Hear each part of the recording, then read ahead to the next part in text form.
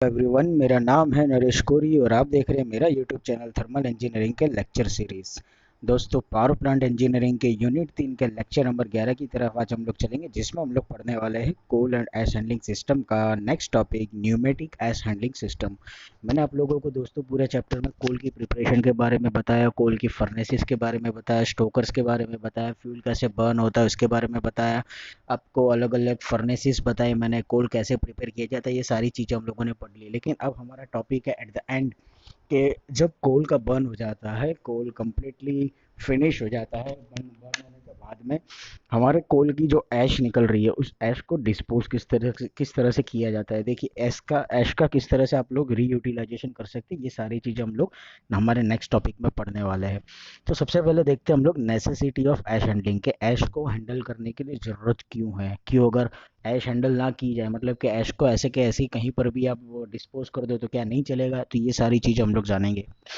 S is the incombustible material that remains when coal is burn. आपको पता होगा, when coal is burn at the end of the burning of the coal some powder form is remain same, powder form remain as it is, जो burn नहीं किया जा सकता है, जिसको हम लोग ऐश बोलते हैं। मतलब कि हमारी नॉन टेक्निकल लैंग्वेज में कहा जाए तो जिसको हम लोग राख बोलते हैं। और आपको पता है कि इसको हम ना तो हम जला सकते हैं ना किसी और चीज़ में यूज़ कर सकते हैं। तो वही चीज़ को हम लोग टेक्निकल भाषा में बोलते हैं ऐश। Ash content may vary from 8 to 10% to as high as 20 to 50% depending upon the grade of coal। क्या क्या कंटेंट हो सकता है ऐश कंटेंट? ऐश कंटेंट कोल के अंदर या तो 8 to 10% होगा लोवेस्ट में, या तो ज़्यादा से ज़्यादा होगा 20 to 50% में। कोल जितना ज़्यादा अच्छा होगा ऐश की कंटेंट उतनी कम होगी, कोल जितना ही लोअर लेवल का होगा ऐश की कंटेंट जितनी ही ज़्यादा होगी। मतलब कि बर्न होने के बाद में ऐश डिपेंड करता है आपकी कोल की क्वालिटी के ऊपर। Better quality of coal lower the ash content, जैसे कि मैंने बोला जितना ही अच्छी क्वालिटी का कोल होगा उसमें ऐश कंटेंट कम होगा। Interior grade coal has high ash content than anthracite और semi anthracite variety of coal। inferior मतलब outer grade के, मतलब कि lower grade के जो कोल होते हैं उसके अंदर एश कंटेंट ज़्यादा होती है। अगर एंथ्रेसाइड और सेमी एंथ्रेसाइड टाइप के कोल अगर आप यूज़ कर रहे हो तो फिर आप लोगों को एश की कंटेंट काफ़ी कम मिल सकती है। It should B dumped away from the site for following reasons. क्या रीजंस है कि ऐश को हम लोगों को डिस्पोज करना चाहिए, उसके बारे में हम लोग देखते हैं। Number one, dusty and irritating, easily airborne, can cause inflammation in eyes. अगर आप लोगों को देखो, ऐश जो होती है ना, अगर वो हवा के साथ में मिलके एटमोसफियर में घूमने लगे ना, तो 110% चांसेस है कि आपको आंखों में जलन सी मचेगी। आप कभी भी देखना, जहाँ पर भी आग लगी होगी, हमारी आँख को जलन होती है। जैसे कि मैं आपको थोड़ा एक नॉन टेक्निकल एग्जांपल देता हूँ। जब हम लोग होली के टाइम में जो होलिका जलाते हैं उसके अंदर भी आप देखना, कभी कभी महसूस करना कि जब आग के आजू बाजू हम लोग घूमते हैं तो थोड़ा सा हमारी आंखों में जलन सा होता है। उसका रीज़न यही है कि जो ऐश कंटेंट है आपके लकड़े के अंदर, लकड़ा वन टाइप ऑफ कोल ही है, ठीक है, लकड़े को जला करके आप कोल बना सकते हो, वो आपका लोअर लेवल का कोल हो गया, उसके अंदर ऐश कंटेंट काफ़ी ज़्यादा होती है। तो ये one type of basic example है कि इसकी वजह से क्या, ऐश अगर आप हैंडल नहीं कर रहे हो, ऐश अगर आप लोगों की बर्न होते जा रही है तो डेफिनेटली आपकी आंखों को जलन होगी। डस्टी भी है और इरिटेटिंग पोर्शन है क्योंकि इसका हम लोग कोई यूज़ नहीं कर सकते। Generator generates toxic gases and corrosive acids while in contact with the water. अगर वाटर के कांटेक्ट में आएगा तो करोसिव एसिड जनरेट करेगा, मतलब कि एटमॉस्फेयर के अंदर मिक्स होकर के आपके करोसिव प्रॉपर्टी वाली चीज़ को प्रोड्यूस करेगा, या तो फिर टॉक्सिक गैसेस मतलब कार्बन मोनोऑक्साइड या नाइट्रोक्साइड से ऐसी गैसेस जनरेट करेगा जो कि ह्यूमन हेल्थ के लिए भी नुकसानकारक है, मतलब कि हजार्डस है, और एटमॉस्फेयर के लिए भी। sufficiently hot when it comes out of the boiler furnace, काफ़ी गर्म होता है जब बॉयलर की फर्नेस में से निकाला जाता है। Next, can be utilized for application. क्या क्या यूज़ हम लोग कर सकते हैं, बेसिक एप्लीकेशंस। देखो, ऐश ऐसा नहीं है कि हम लोगों को कम्प्लीटली फेंक ही देना है, ठीक है। अगर आपको उसको यूज़ करना हो तो हम लोग यूज़ कर सकते हैं, जैसे कि लैंड फिलिंग में, ज़मीन कहीं पर खड्डा टेक रहा है, मतलब आप लोगों ने देखा होगा कि साइट वगैरह चलती है तो मिट्टी से, हम लोग नॉन टेक्निकल लैंग्वेज में बोलते हैं कि माटी नु पुराण करियो, ठीक है। ये पुराण करना मतलब फिलिंग प्रोसेस होगी। लैंड फिल करना हो तो आप लोग ऐश का यूज़ कर सकते हो। रोड मेकिंग प्रोसेस में भी ऐश का यूज़ होता है। अगर आप लोगों ने देखा हो तो वाइल मेकिंग ए रोड, उसके अंदर काले कलर का पाउडर फॉर्म का बहुत ही ज़्यादा fine particles, fine grade particles का होता है, वो आपका ऐश ही है। फिलिंग एबेंडन्ड क्वेरीज मतलब अनइक्वल लेवल की जो भी ज़मीन होती है, अगर उसको आपको लेवल करना है तो अभी आप लोगों के लिए ये ऐश काम आ सकता है। मैन्युफैक्चर ऑफ सीमेंट के मैन्युफैक्चरिंग में भी ऐश का यूज़ होता है। कभी देखना आपको होपर के अंदर से ऐश को गिरते हुए दिखेगा। प्रैक्टिकली अगर देखना हो तो आप यूट्यूब के ऊपर देख सकते हो, डिस्कवरी के ऊपर भी इसका मैन्युफैक्चरिंग देख सकते हो। क्या क्या रिक्वायरमेंट्स है अच्छे एश हैंडलिंग यूनिट को डेवलप करने के लिए? तो number one, it should be able to handle large quantity of clinker, soot, boiler refuse and dust smoothly। ऐसा हैंडलिंग सिस्टम हमको बनाना पड़ेगा जो कि इजीली हैंडल कर सके क्लिंकर्स को, सूट्स को, बॉयलर्स में से जो भी इम्प्योरिटीज निकल रही है उसको, या तो फिर डस्ट को। It should B corrosion and wear resistance. ऐसा हैंडलिंग सिस्टम होना चाहिए जो कि करोजन इरोजन इफेक्ट से बच के रहे। मतलब क्योंकि यहाँ पर देखो पानी का यूज़ हो रहा है, अलग अलग इम्प्योरिटीज आने वाली है, बहुत सारी चीज़ों का यूज़ होने वाला है। तो अगर वियर और टीयर प्रॉपर्टी आ रही है, करोजन इरोजन प्रॉपर्टी आ रही है आपके ऐसा हैंडलिंग सिस्टम के अंदर, तो फिर क्या बार बार मेंटेनेंस में कॉस्ट ज़्यादा चले जाएगा। तो हम लोगों को ऐसा यूनिट बनाना पड़ता है कि जिसकी वजह से हम लोग मेंटेनेंस कॉस्ट को कम कर सके। It should be able to handle requisite quantity of ash daily. Large number of amount में ऐश आप लोगों को मिलेगी while in a peak load condition. ठीक है, तो सीधी सी बात है, अगर आप लोगों के पास में पिक लोड कंडीशन है तो ऐसे टाइम पे ऐश को रिमूव करने के लिए बहुत ही अच्छी आपके पास में एबिलिटी होनी चाहिए। Next one, initial operating and maintenance cost should be minimum. जितना हो सके उतना ज़्यादा से ज़्यादा इनिशियल कॉस्ट मतलब पे डेवलपमेंट कॉस्ट है आपको, जब आपका यूनिट सेटअप करना है उस समय का कॉस्ट है, ऑपरेशन के दौरान है, और मेंटेनेंस के दौरान जो भी कॉस्ट आ रहा है वो हो सके उतना ज़्यादा से ज़्यादा कम होना चाहिए, तो ही हमारे लिए यूज़फुल रहेगा। क्या क्या रिक्वायरमेंट्स होती है, सॉरी वही मतलब next point number 5, it should be able to handle high rate in order to deal adequately with any sudden change in boiler operating condition। जैसे ही मैंने बोला कि पीक लोड कंडीशन है तो ज़्यादा ऐश कंडीशन आ रही है, ठीक है, ऐश मिलेगी। मिनिमम लोड कंडीशन है, लोअर लोड कंडीशन है, तब आप लोगों को कम मिलेगी। मतलब अगर आप लोगों के बॉयलर की वर्किंग कंडीशन चेंज हो रही है, बॉयलर की वर्किंग कंडीशन चेंज होगी तो definitely fuel burning capacity change होगी, फ्यूल बर्निंग टाइमिंग चेंज होगा। अगर फ्यूल बर्निंग चेंज हो रहा है तो ये सिस्टम के अंदर इतनी कैपेसिटी होनी चाहिए कि ऐश अगर ज़्यादा जा रही है तो उसको हैंडल कर सके, ऐश अगर कम प्रोड्यूस हो रही है तो उसको हैंडल इजीली कर सके। Next, it should be able to operate effectively with hot and wet ashes. देखो दो तरीके से ऐश मिल सकती है। अगर आपकी ऐश के अंदर मॉइस्चर कंटेंट है, ठीक है, मॉइस्चर अगर मिक्सड हो रहा है तो वेट एसिस हो जाएगी, उसको भी मेंटेन करके रखना है। और अगर हॉट ऐश है मतलब कि ड्राई फॉर्म में जो कि फर्नेस में से मिलने वाला है तो उसको भी आपको मेंटेन करके चलना है। वेट एसिस का मतलब हो जाएगा कि आपकी इम्प्योरिटीज जो मिलने वाली है वो। It should give better efficiency under all variable load conditions. कोई भी लोड कंडीशन ले लो, पिक लोड ले लो, मीडियम लोड ले लो, लोअर लोड कंडीशन ले लो, कोई भी लोड कंडीशन हो, लेकिन आपके एश हैंडलिंग सिस्टम का यूनिट इतना इफेक्टिव होना चाहिए कि वो हर कंडीशन पर एफिशिएंसी आपको बेटर बना करके दे।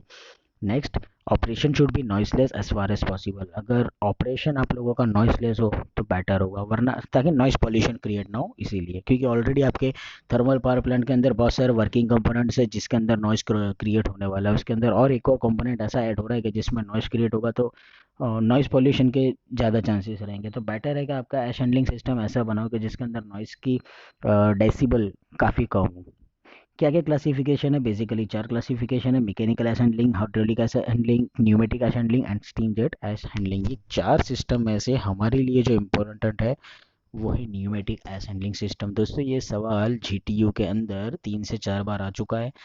3 मार्क्स में भी आ सकता है, 4 मार्क्स में भी आ सकता है, और किस्मत अगर अच्छी है तो 7 मार्क्स में भी आ सकता है। सवाल आईएमपी है, क्वेश्चन आईएमपी है, आपको इसको करना ही करना है, इसको छोड़ना नहीं है। न्यूमेटिक असेंबलिंग सिस्टम, सबसे पहले मैं आपको जियोमेट्री समझा देता हूँ। न्यूमेटिक असेंबलिंग सिस्टम की जियोमेट्री किस तरह से होगी, देखो। From this side air from atmosphere, उसके पहले क्या है? क्रशर, और यहाँ पर आप लोगों की फर्नेस।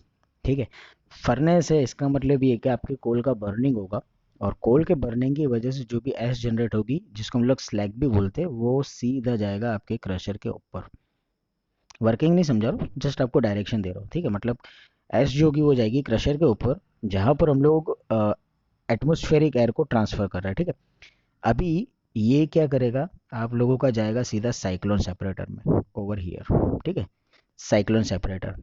साइक्लोन सेपरेटर मैंने आप लोगों को समझाया था कि साइक्लोनिक इफेक्ट जनरेट करेगा, और जो भी प्योर ऐश होगी वो ऐश आप लोगों की नीचे ऐश होपर में यहाँ पर जमा हो जाएगी, और जो एयर होगी जो कि हम लोगों ने क्रशर के साथ में मिक्सड अप क्रशर के अंदर ट्रांसफ़र करी थी, जो कि मिक्स हो रही थी आपके ऐश के साथ में, वो एयर जाएगी फिल्टर में ओवर हियर, जहाँ पर वो क्लीन हो जाएगी। डस्ट पार्टिकल यहाँ पर फिल्टर के अंदर चिपक जाएंगे, और जो प्योर एयर होगी वो एग्जॉस्ट फैन के सक्शन की वजह से वापस से एटमॉस्फेयर में छोड़ दिया जाएगा। यहाँ पर एयर को एंटर करवाने का सिर्फ एक ही मतलब है कि एयर एंटर करवाने की वजह से क्या होगा कि आप लोगों के ऐश के अंदर अगर कोई वेट पार्टिकल है तो वो एयर के साथ में चिपक जाएंगे, जो कि फिल्टर के थ्रू हम लोग दूर कर सकते हैं। और जो ड्राई पार्टिकल होंगे वो कम्प्लीटली आप लोगों के ऐश होपर के अंदर जमा हो जाएंगे। साइक्लोन सेपरेटर यहाँ पर इसीलिए हेल्पफुल है। और दो साइक्लोन सेपरेटर देने का मतलब यही है कि अगर एक साइक्लोन सेपरेटर के अंदर कोई ऐश पार्टिकल रह जा रहे हैं, ड्राई पार्टिकल, तो वो दूसरे साइक्लोन सेपरेटर के अंदर से हम लोग इजीली रिमूव कर सकते हैं। ठीक है, तो ये डिज़ाइन थी न्यूमेटिक असेंडिंग सिस्टम की। मैं आप लोगों को एक वीडियो बताता हूँ, उस वीडियो के बेस पर आपको प्रैक्टिकली जल्दी पता चलेगा।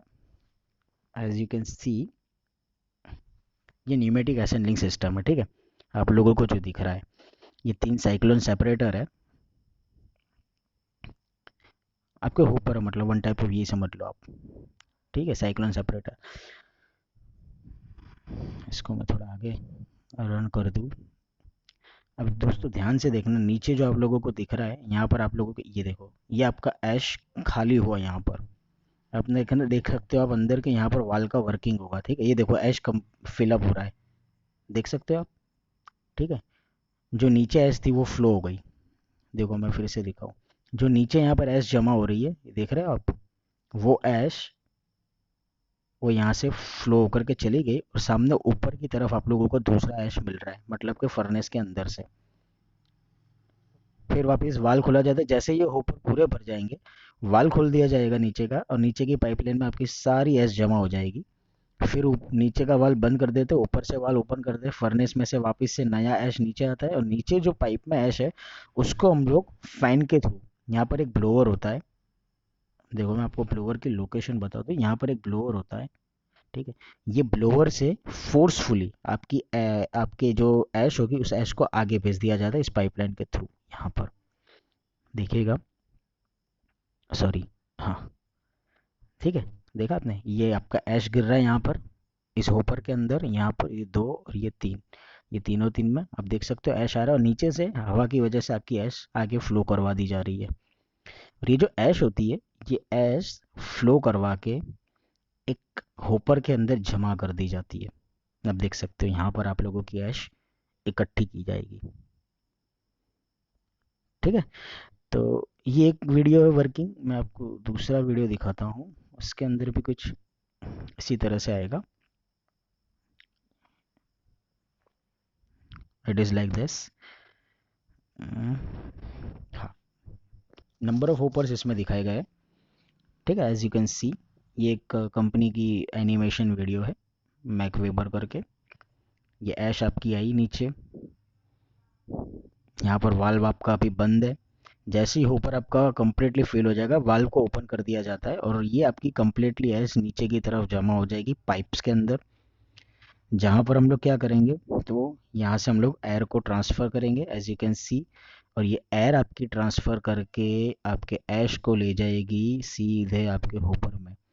ये डबल वाल्व, डबल साइडेड दिया गया है। ठीक है, मतलब कि दो साइड अगर होपर पैरेलल हो तो किस तरह से किसको चालू करना, एक बंद होगा तो दूसरा चालू होगा, दूसरा बंद होगा तो तीसरा, सॉरी, पहला वाला चालू हो जाएगा। एक होपर आपका भर जा रहा है तो दूसरे होपर के अंदर फिर हम लोग हमारे ऐश को कलेक्ट करते हैं। ठीक है, ये आपका न्यूमेटिक असेंबलिंग सिस्टम है। प्रैक्टिकली न्यूमेटिक असेंबलिंग सिस्टम हम लोग इस तरह से यूज़ करते हैं। ठीक है, आप लोग देख सकते हो कि सिर्फ सिस्टम से कुछ नहीं हो रहा है, यहाँ पर हम लोगों को फ़ैन की भी ज़रूरत पड़ रही है। क्यों? क्योंकि आपकी जो ऐश है उस ऐश को आप लोगों को होपर तक लेकर के जाना है। तो क्या होता है, high velocity air is directed to collect ash and dust from all discharge points. जैसा कि आप लोगों को मैंने दिखाया कि होपर के अंदर जो भी ऐश आप लोगों की जमा हो रही है, उस ऐश को हम लोग उस ऐश को हम लोग थोड़ी देर के बाद में नीचे पाइप के अंदर ले जाते हैं, जहाँ से हम लोग फैन के थ्रू हमारे ऐश को टोटली हमारे होपर के अंदर कलेक्ट कर देते हैं। The ash from boiler units falls through hopper, passes through crusher and drops into the stream of air. देखो आपको मैंने जो वीडियो दिखाया उसके अंदर क्रशर नहीं था। क्रशर इसीलिए रखा जाता है कि अगर ऐश के कोई बड़े बड़े पार्टिकल्स है फर्नेस के अंदर से निकल रहा है तो क्रशर की वजह से क्या हो जाएगा, वो क्रश हो जाएगा। ठीक है, तो यहाँ पर इसीलिए क्रशर को दिखाया गया था जिसके अंदर हम लोग एयर को, एटमॉस्फेरिक एयर को पास आउट करवाते हैं। The ash carried by the air is separated in cyclone separator and is collected in ash hopper. जैसे कि मैंने आपको फिगर में समझाया था कि साइक्लोन सेपरेटर में क्या होगा, आपकी जो ऐश होगी वो ऐश आपके एयर से सेपरेट हो जाएगी, ऐश होगी वो जमा हो जाएगी ऐश हॉपर के अंदर। ठीक है, और जो आपकी एयर होगी उसको हम लोग फ्लो करवा के आगे जाने देंगे, जिसको बोलेंगे the clean air is discharge from the top of the secondary air separator into the atmosphere through exhaust. हमने आपको फिल्टर दिखाया था, वहां से क्या होगी, आपकी एयर क्लीन हो जाएगी और फिर हम लोग एफडी फैन के थ्रू उसको बाहर एटमॉस्फेयर में रिजेक्ट कर देंगे। The ash collected in ash hopper is trucked away for disposal which has capacity of around 5 to 30 ton per hour. ये कैपेसिटी दी गई है। एक general pneumatic ash handling system के अंदर इतनी कैपेसिटी होनी चाहिए कि एक घंटे के अंदर within 1 hour you can dispose a ash amount of 5 to 30 ton. Next advantages क्या क्या है, it is free from dust because of all fly ash and dust is eliminated. सारी डस्ट हम लोगों ने एलिमिनेट कर दी, फ्लाई ऐश एलिमिनेट कर दी है तो डस्ट से फ्री है। देर इज़ नो री हैंडलिंग ट्रबल, वापस इसको री हैंडल करने के लिए कोई डिफ़िकल्टीज नहीं आती है, तो सिंपल वे में आप लोग यूज़ कर सकते हो।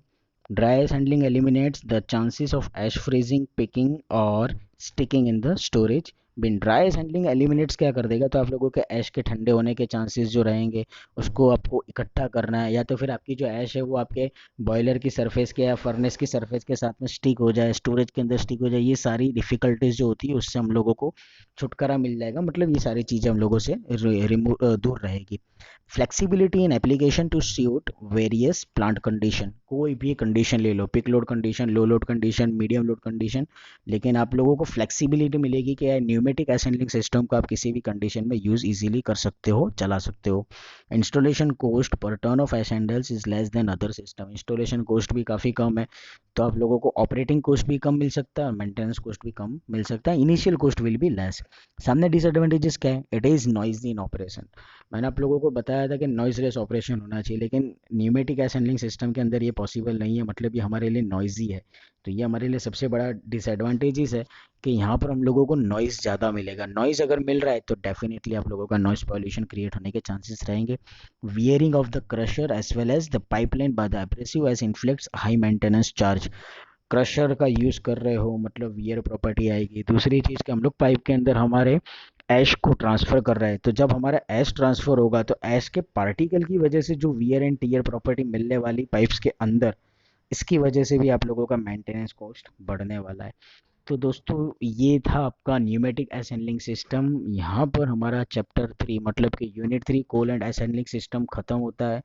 आई होप कि आप लोगों को समझ में आया होगा। अगर आप लोगों का कोई भी सवाल है तो आप मुझसे ज़रूर पूछेगा, और अगर मेरा लेक्चर आप लोगों को अच्छा लगता है तो please like share and subscribe ज़रूर कीजिएगा। कोई भी डाउट हो मुझसे पूछ सकते हो। Thank you so much.